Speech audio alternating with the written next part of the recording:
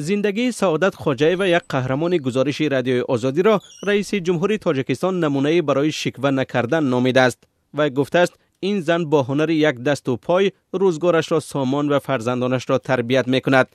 بعد از نشر گزارش رادیوی آزادی، ایدیگل قاسمزاده رئیس کمیته زنان به زیارت سعادت خوجایوا رفته پیام و کمک پولی رئیس جمهور را رسانده است.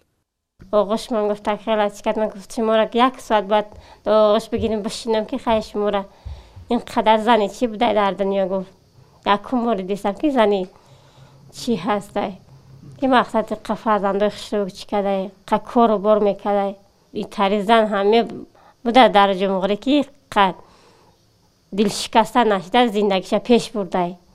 سعادت خوجایوا میگوید هیچگاه تصور نمیکرد که شخصی معروف و مورد توجه رهبری دولت قرار میگیرد. از تغییری به یک باره روزگارش در حیرت است. تامین مالی و تحفه ها از مقامات محلی را که هیچگاه انتظار نداشت با اظهار منتداری به هر نفر خوش پذیرفت. رئیس نوحیه آمد و خانمون که وعده کرد که چی میکنیم ریمون میکنیم.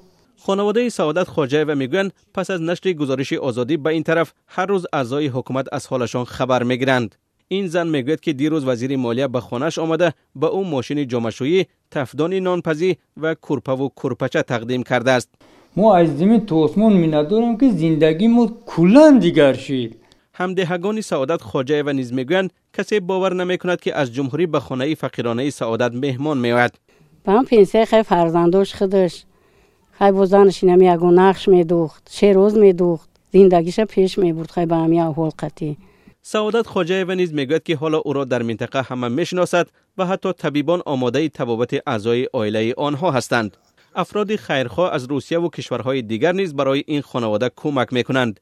ایدیگل قاسمزاده رئیس کمیته زنان در صحبت با این خانواده وعده کرده است که با دستور رئیس جمهور به او از گرانت‌های پرزیدنتی برایش یک دکان چیوری آماده خواهند کرد.